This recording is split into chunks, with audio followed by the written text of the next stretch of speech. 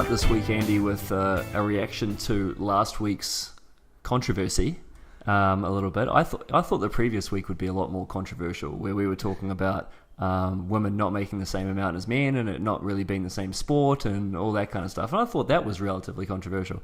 I was not prepared for the controversy that we would get when we suggested that men should no longer play 5 sets of tennis. Straight after Wimbledon, though, hot topic. You know, very hot topic.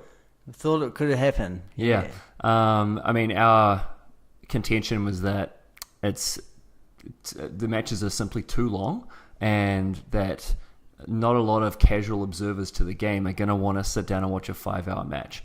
And I stick behind that. I completely agree. I can see how, people think that Grand Slams should be more prestigious and perhaps a different format. Physical test. And I completely get that. Just me personally, I don't want to sit down and watch a 5-hour match. I don't want to. And when I quizzed the people who were commenting and said, how many matches did you watch at Wimbledon? All of them had watched 0. Yeah. And that just goes to show. I mean, you don't have the time to do that. You know? And I think, we made the point about it affecting other matches, throughout the day, and that affecting them playing the next day and then playing the following day. Yeah. And I guess and look, you can then say, well, it's a physical test. You're supposed to have that knock-on effect. But it also comes back to, well, if you're a lesser player and you get a bad draw and you've somehow gotten through, whoever, and then you've got to face somebody equally tough, it's not ideal tennis, is it? No. And, the quality of tennis that we see at a best of 3 is so much higher than best of 5. I was, we're doing this Monday morning because I was away all week at a junior tennis tournament. I watched a junior girls match, 4.5 hours, and it was best of 3 sets. Oh, no. With tie breaks. It's madness. Everyone was just looking around like, oh man, what's going on? Because it was one of those matches where neither one of them wanted to really step up and hit a winner. So it was just baseline. 4 hours. 4.5 hours. Wow. And it was sweltering heat as well. It was just, they came off and neither one of them looked happy. It was terrible. And there were a bunch of matches that were 3 hours plus. And the kids were ruined after that. I mean, half of them are playing 2 age groups, but that's another topic of conversation. But yeah, I stand behind my comment as the... I think my big takeaway from the blow up in your feed was there's a lot of traditionalists and there's some non-traditionalists in there. The traditionalists are always going to want things to stay the way they are. Because that's how it's always been. It's how it's always been. Yes. I think that's not the way forward in the future, unfortunately, but it's good to have those certain things, tradition-wise. Yeah, absolutely. Okay, well, let's round up the results. We had Newport, which was a grass court tournament. We had Johnson beating, and I feel like every week there's a name that we're going to mess up. Good luck. How about Ramanathan? Ramanathan? Yeah. Johnson got through there 7-5, 3-6, 6-2. This was an interesting story, Andy, because this would have been the first Indian player to win an ATP event in 20 years. Yeah, I think Leander Paes actually won the event back in the day. The same event 20 years ago. Yeah. Ramanathan actually played doubles with my former college roommate, Ashwin. Another name you're going to find hard to say, Vijay Aragavan. That's probably said wrong as well. Oh, sounds good to me. They won a couple of futures together back in the day, just after college. So I've known about Ramanathan for a while, and it's amazing to see how long it takes these guys to get to, the final of an ATP event. I think he did the same last year on grass in Turkey. Yeah. In Umag, Croatia, we had Cecchinato beat Paya 6-2, 7-6, and I kind of thought that Cecchinato might have been a one-hit wonder a little bit at the French Open, although he did play exceptionally well. But the reason I thought that was because he kind of seemingly came out of nowhere. But he's backing that up with another title. So a title, I should say, not another title. So good for him. Yeah, I didn't see a seed making the final, as I said last week. Cecchinato could have easily lost second round to Yuri Vesely. But from there on, had it pretty easy all the way through. Really surprising. Yep. In Bastard, we had Fanini beat Gasquet to continue what's been a pretty good run for him. He's on fire. 6-3, 3-6, 6-1. So good work, Fanini. And on the women's side, in Gstad? Gustard. God, that's a guess. we had Cornet beat Manila in the final 6-4, 7-6. And she also... Well, she sort of overcame Genie Bouchard in the semi-final. Genie pulled out after the first set. So that sort of leads us into our listener question, is from Matt Curry this week. Hi, Matt. Will Genie ever get back to her former glory? What are your thoughts on that, Andy? Well, she surprised me last week. I actually picked her to lose first round. Yeah, so that's the pick not doing well. 0-1. Wait, she won 0-1? No. She won in 3 sets. I think the second set was a tiebreaker. She lost the first, tiebreak, won in the third. Right. She surprised me, on clay, which I don't think is probably her best service. Mm-hmm. Did quite well. Yeah. She's got a new coach. He's an old fella. He's 79 years old. 79? Yeah, Robert Lansdorp. Now, he's worked with some good players. Sampras, Davenport, Sharapova, Yeah, they're all decent. Yeah, but he specialises in those ones that have big hitting. So, I think grass court season, we saw a bit of a turnaround where she won a few matches, qualified. She was hitting a huge ball. And it's just been announced this week she got a wild card to the Rogers Cup. Oh, good. Deserved.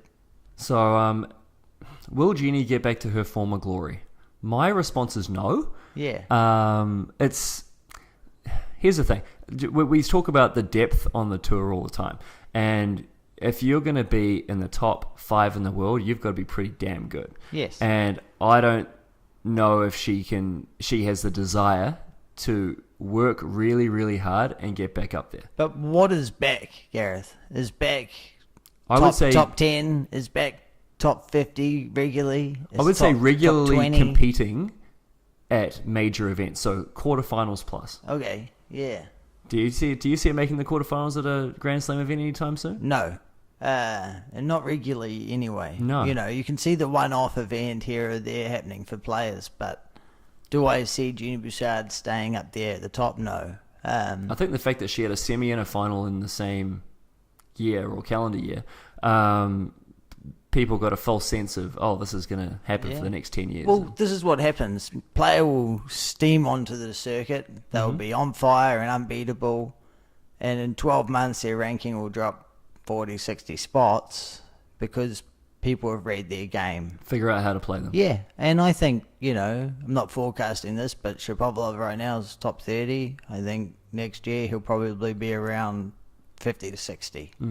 Once everyone Which is works not bad. out... No, not bad, but once you've worked out how to play someone and what their tendencies are... It's a lot easier to formulate game plans around how to play people. Coach has seen them play a lot more. You've got a lot more video of them playing. You can see little weaknesses. At that higher level, they're doing a lot of that stuff. Yeah. Video analysis on their next opponents. What do they do consistently and what do they do on big points? It's not just, do I hit it to their forehand or to their backhand? All these, exactly. And that's kind of what junior tennis can become at times. Oh, should I hit it to their forehand or backhand? Well... It's not really like that. Slightly deeper. But, these players all have, probably Dartfish or similar programs to Dartfish where you can look at all of your points at, say, how you're playing at 30 all for the whole year. Yeah. And you can look at how you're playing that and say, oh, actually, I'm serving a lot down the tee where I probably should be serving wide to open up the court or whatever. Well, on the ATP site, they've got it broken down onto thirds of the service box and how often they serve there and how often they win points there. I think that's incredible. That's incredible. A lot of insight and open, it's open knowledge now to everyone. Yes. What people are doing and where they're serving and how they're formulating game plans. And that's big. imagine if you're playing a guy who, wins 70% of the serves out wide. You're gonna inch over a little bit, I was shocked that Kevin Anderson was hitting so many, well, not shocked, it's on grass, but he hit, I think 60-70% of his serves down the tee at Wimbledon.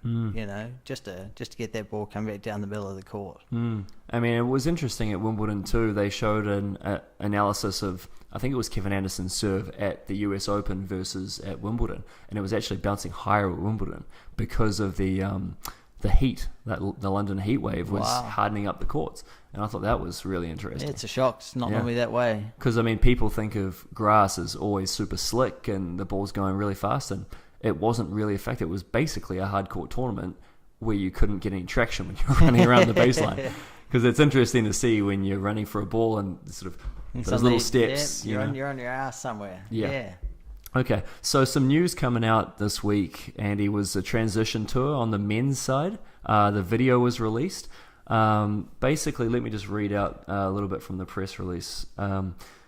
So the ATP, WTA, and ITF are restructuring professional tennis so that prize money is better targeted, more players have potential to earn a living from the game, and so that there is a clear pathway connecting the junior circuit and the senior professional game. Hosting tournaments at the new transition tour level will be cheaper, which should allow for more nations to provide opportunities closer to home to more players from more countries. That all sounds pretty good to me. Yes. Yeah. So if this all works out as is advertised in that press release, I think it'll be fantastic.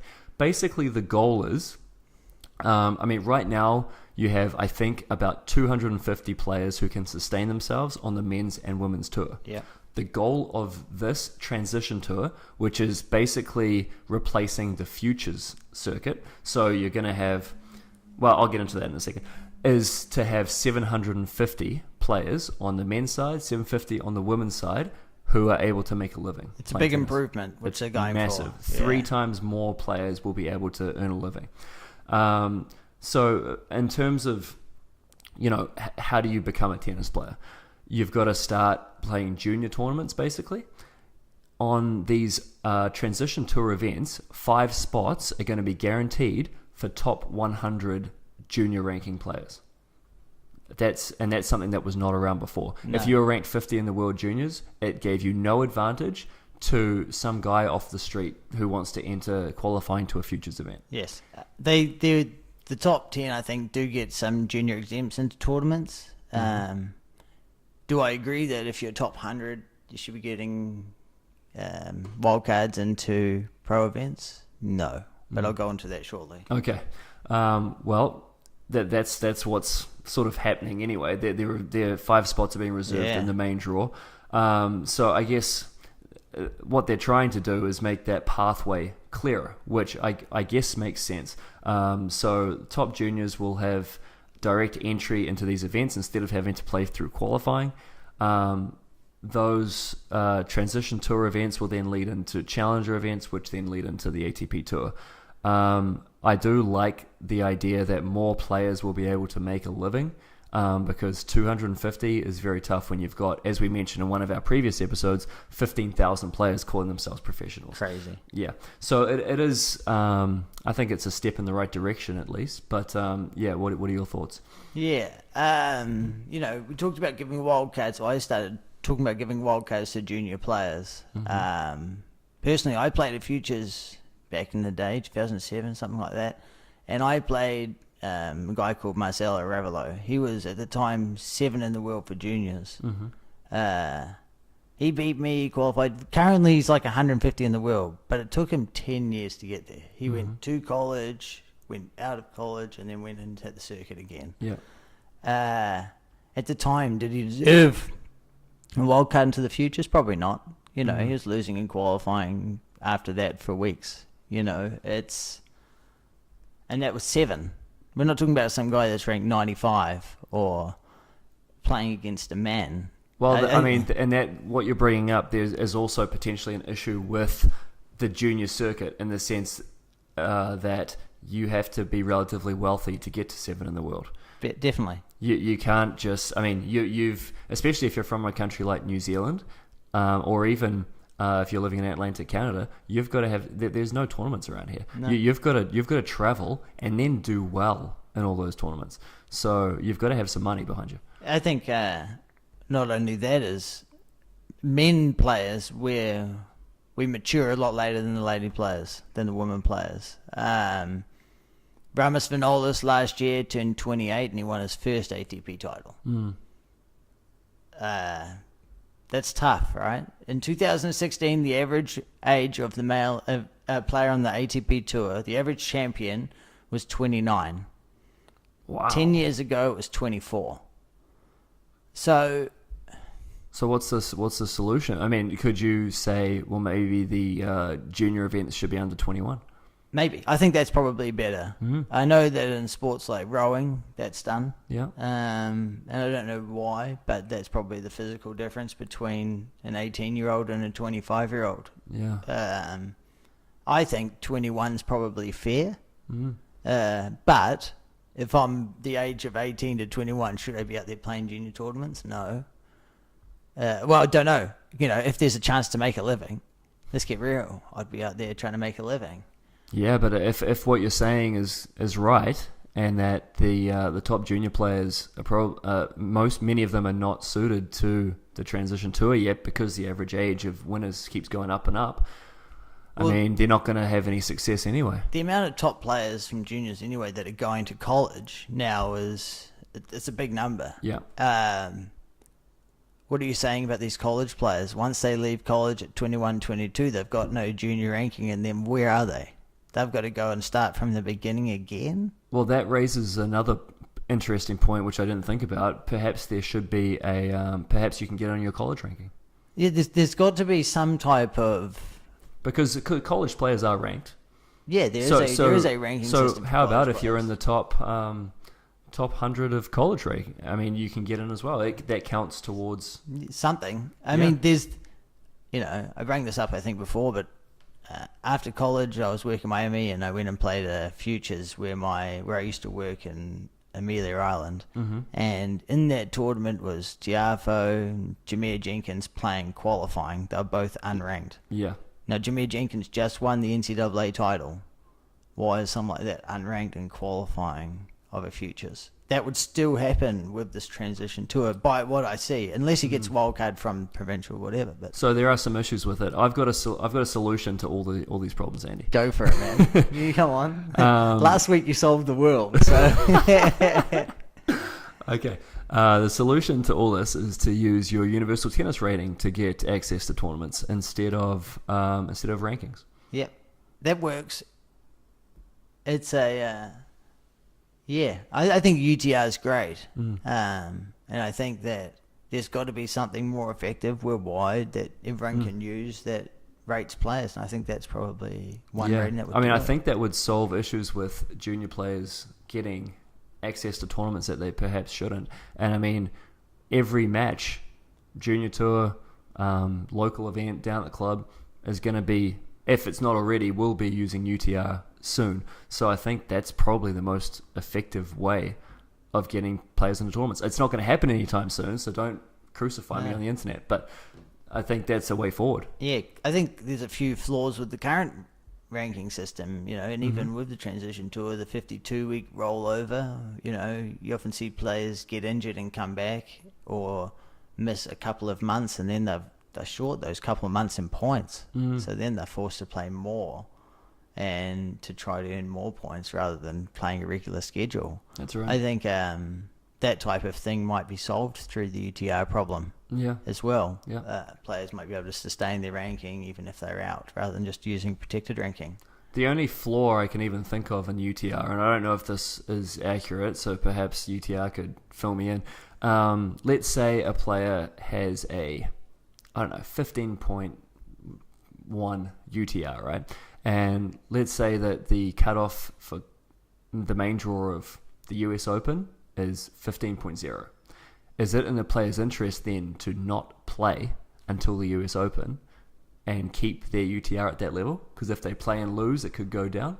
So that's the only flaw I can think of off the top of my head. I don't know if that's accurate or not, but it's something to think about. Yeah, it's tough. Because then it wouldn't work if that was the case, because players would then just pull out of tournaments because they want to keep their rating. Yeah, I know at the moment the cutoff, I know for the US Open, I think was this week or last week gone. I know that's a long way up from the Open. Yeah. A month out or so. So. Oh, that actually would solve that problem. Yeah. So that's interesting. Okay. All right, well, let's move on to the next one. I was really glad to see Tiger back in some good form at the British Open. I kind of feel about Tiger how I think I'll feel about Federer in a few years, where a tournament is just better when he's in it. It's always better with Tiger in it. It's just you want. I don't know what it is about him, but you just want to see him and you want to see him do well. You want to see him in the red on Sunday. Yeah, he's it's a tough one, right? He went through all that shit in his life, and now he's trying to get back. Yeah, and he's an old man. Well, he's an older man. Yeah. Especially when he takes the hat off, you're like, oh, he is a bit older. Yeah, okay, he's definitely showing. That DUI pick is hilarious. Yeah. I think we didn't hear much from the media this tournament, possibly because it was over in Europe. Yeah. But the previous few tournaments, all we've heard is Tiger, Tiger, Tiger in the lead-ups. This tournament, he had a quiet lead-up and had a really good tournament. Top 10 finish. It's great. Yeah, he's back. Can we say he's back? I don't know. Is he back to his former glory? What does being back mean? I think this is going to sound really silly, but playing with some KT tape that's visible lowers expectations. It does. Yeah, I agree of with himself and of others, and exceeding those expectations makes it seem all better. Yeah. When we see Tiger go on a run like that, formally we'd normally say that he's just going to go and keep going. So, well, I think if you can make, I don't know where he finished, but it might not have been quite top 5, but 6th. Yeah, I think so. If you can finish 6th at a major, you can win a major. Oh, 100%. So I want to see him back competing regularly. That was fantastic. Time is tough. There's 4 a year, and how many years have you got at this peak? I don't have the information in front of me, but I mean, he hasn't won a tournament for a long time, has he? Yeah, he doesn't have to stay relevant. No. Okay, so what are your picks or pick of the week, Andy? Oh, I think there's a few tournaments coming up this week. Yep. Hamburg. Yep. What's the point of having a 500 tournament on clay right now? Yeah. I mean, we've also got a 250 in Atlanta, which is on hard court, which is basically the start of the North American hard court swing. And we've got another 250 in G-Stad, which is the week after the women's in Switzerland. Yeah. Okay. I don't know. I mean, we could talk about this on another episode, I think, but I'd prefer to have more clear seasons. So, hard court season, a grass court season, a clay court season, then the North American hard court season. That's what I would prefer to see. At the moment, this time is just iffy. The chopping and changing between continents, between surfaces, it's all over the place. But it's very tough for an observer to really sort of get into it because it's chopping and changing so much. If a 500 is the second highest level event, Yep. why is the cutoff 81? I think that's high. Yeah, it is. Yeah, to me those should be top 50 players, top 60 players. 81 it's out there. It is. Anyway, at Atlanta, I think the bottom half of the draw is stacked. Is You've got it? Kokkinakis, Kyrgios, Norrie, and Chung. I think Chung's probably got the easiest way through, but in that bottom half, if Kokkinakis wins, he plays Kyrgios. Oh. And I think Norrie's got a chance to go through and play both of them. The winner of that, and the winner of that meets Chung. So that's a good bit of the draw. Kokkinakis only just got through qualifying. He played a New Zealand boy first round qualifying. Who? Kirian. See another name, and I should be able to say this being from New Zealand. Kirian Panu. I've never heard of this kid. I think he's playing college over there. Okay. And got a wild card into qualifying and lost to Kokkinakis. How on earth did he get a wild card into qualifying? No idea, but that's life. Good and for him. Good on him. Good on you, mate. And keep going. Yeah, and he had a really good showing against Kokkinakis. Do you know where he's playing in the States? I should have put some more research into that. Okay, no, that's all right. But well, someone let us know, please. Yeah, 3 and 4, not bad. No, it's not bad at all. So someone that beat Federer this year. Yeah, that's impressive for some. For a country that doesn't produce players, and then to have an unranked player go out there and do that. Yeah, that's special and fantastic. Shows what we can do. My pick of the week though. And this is obviously to atone for last week's Bouchard miss. Well, yeah, she was set down and the tiebreaker in the second. I thought I had it. Yeah. My pick this week is Dennis Istomin over Laszlo Deer. Okay. Now the odds are pretty close. Where is this? An underdog. Is this in Atlanta? No, I think it's in Gastad. Okay. I think that's a shock. I should know. Yeah. Only the surface. No, I know the surface is on clay. Okay, so it's either Gstaad or Hamburg. The last match they played was on clay, and Dare actually won 7-6, 7-6. So it just shows to me that it's a close battle, and I'll take the Isterman at the odds. How much is he paying? Just over $2. Okay, so that'll get you back in the Reds. That'll be good. If Alex de Minaur wins first round at Atlanta, I like him to beat Isner. Ooh, okay. Yeah, I'm pretty confident. I don't think Isner is going to come back and be very strong at the beginning of the hardcourt season, especially this will be the time. It'll be the time to beat him. Yeah, especially after a long, grass court match. Early in the draw at a 250. Yeah, why not? I think that's a possible winnable match for the young fighter. So that's an option there for the coming days. Okay, well there you go. That's where you want to put your money. Well, I don't know. Bouchard did me no good. Well, if you take a loss at the casino, you just got to double down and win it all back. So this is the time. All right. Find us on iTunes, Stitcher. If you wanted us to discuss a certain topic or you disagree with us, that's fine. Reach out on YouTube, Instagram, and Twitter. We are Two Guys Talk Tennis. Please subscribe, rate, and share. I'm on vacation for this week, but there will be another episode next week. We're going to talk about cheating in tennis. How to do it, Andy. How to cheat. Hey, I got a few tricks for you people. Yep, so listen in next week. Take it easy, everybody.